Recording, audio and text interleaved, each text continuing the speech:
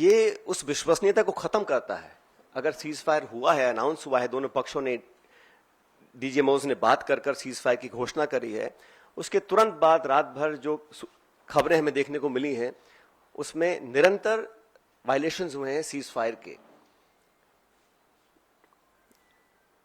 इसलिए मैं मानता हूं कि हम लोगों को एक ऑल पार्टी मीटिंग बुलानी चाहिए भारत सरकार को, और जो पिछली 2 मीटिंग्स में नहीं हुआ वो इस बार करना चाहिए। प्रधानमंत्री जी को इस ऑल पार्टी मीटिंग में आना चाहिए और पूरे देश को कॉन्फिडेंस में लेकर सभी दलों को, क्योंकि सभी दलों ने अपनी विचारधारा को परे रखते हुए समय पर भारत सरकार को संपूर्ण समर्थन दिया था, और जो ऑल पार्टी मीटिंग्स बुलाई गई उसमें प्रधानमंत्री जी नहीं आ पाए थे। तो एक और ऑल पार्टी मीटिंग बुलानी चाहिए जिसमें वो सबको कॉन्फिडेंस मिले, सब पॉलिटिकल पार्टीज को और देश को कॉन्फिडेंस मिले कि सीज फायर हुआ है, किन शर्तों पर हुआ है, और अगर सीज फायर की घोषणा के तुरंत बाद रात भर पाकिस्तान गोलाबारी कर रहा है, सरहद पर मोटर फायर कर रहा है, तो उनकी विश्वसनीयता पर कब तक विश्वास किया जा सकता है, और क्या गारंटीज हैं कि भविष्य में इस प्रकार की घटना को अंजाम नहीं दिया जाएगा। क्योंकि पाकिस्तान की सेना, पाकिस्तान का पॉलिटिकल सेटअप इस देश से बहुत फर्क है, तो वहां पर क्या अश्योरेंसेस हैं, क्या गारंटीज हैं, और क्या विश्वसनीयता बची है कल की ढेर सारी वायलेशंस के बाद, ये एक बहुत बड़ा सवाल है।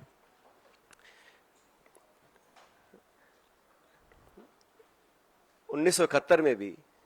जब युद्ध छिड़ा था तो अमेरिका ने कहा था कि हम बे ऑफ बंगाल में अपना 7वां बेड़ा भेज रहे हैं, we will deploy the 7th fleet. That's what the Americans said. But despite that, the then government and Indira ji went ahead and did what was in a supreme national interest.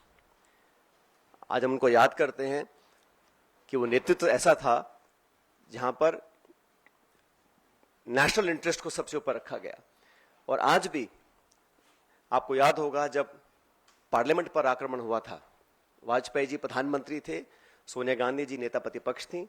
सदन के पटन पर उन्होंने खड़े होकर कहा था कि भारत, पूरा देश, पूरा विपक्ष सरकार के साथ है, जो भी उचित कदम उठाना है उसको उठाएं और निसंकोच उठाएं, हम आपके साथ रहेंगे। उन्हीं परंपराओं को कायम रखते हुए प्रमुख विपक्षी दल कांग्रेस पार्टी और तमाम दलों ने, चाहे वो खरगे जी हो, राहुल गांधी जी हो, हम सब ने सरकार को पूरा समर्थन दिया था। लेकिन इस प्रकार जो सीज फायर की घोषणा अमेरिकी राष्ट्रपति करते हैं, कुछ घंटे के बाद उसको वेरीफाई पाकिस्तान और इंडिया करते हैं, तो कहीं ना कहीं इस कश्मीर मुद्दे पर भी जो स्टेटमेंट्स आए अमेरिका की तरफ से, उस पर सरकार को अपना पक्ष रखना चाहिए, क्योंकि ये बायलैटरल इशू है। इसका अंतर्राष्ट्रीयकरण करने की जो कोशिश की जा रही है इस पूरे प्रकरण के माध्यम से, मैं इसको ठीक नहीं समझता हूं। एक विशेष सत्र पार्लियामेंट का बुलाना चाहिए और कम से कम 1994 का जो रेजोल्यूशन था उसको दोबारा अडॉप्ट करें और देश के सामने स्पष्ट तरीके से कहा जाए कि no third party involvement will be accepted, it is a bilateral issue and it is India's and Pakistan issue, and no country including America should have a space to intervene in a bilateral issue. अब तक हमारे पिछले कई दशकों की जो foreign policy थी, जो स्टेटेड पॉलिसी थी, वो बड़ी स्पष्ट थी। उसमें कहीं मीडिएशन का, नेगोशिएशंस का, थर्ड पार्टी इन्वॉल्वमेंट का कोई स्कोप ही नहीं था, चाहे कोई प्रधानमंत्री हो, कोई सरकार हो। लेकिन जो अमेरिका का स्टेटमेंट आया है उस पर इन सारी चीजों के ऊपर एक सवाल उठना लाजमी बनता है। इसलिए मैं इतना अपील करूंगा कि ऑल पार्टी मीटिंग सरकार को बुलानी चाहिए तुरंत प्रभाव से, और हमारे सैनिकों ने पिछले दिनों में जो कर दिखाया है,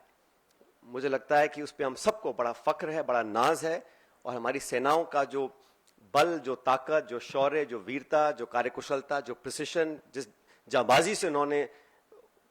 मजा चखाने का काम किया है पाकिस्तान को, उन सब पर हमको बड़ा नाज है, बड़ा फख्र है। Thank you.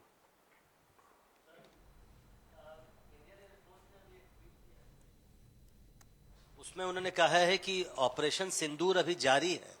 और जो भी नेशनल ऑब्जेक्टिव था उसको उन्होंने पूरा किया है, लेकिन एक बड़ी बात यह है कि अभी जारी है ऑपरेशन सिंदूर।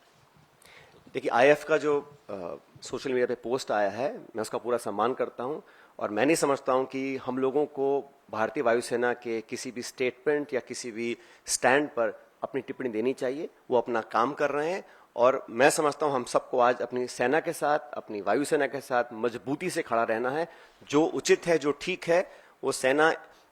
में इतना दम और इतनी समझ है कि उनको कब क्या करना है।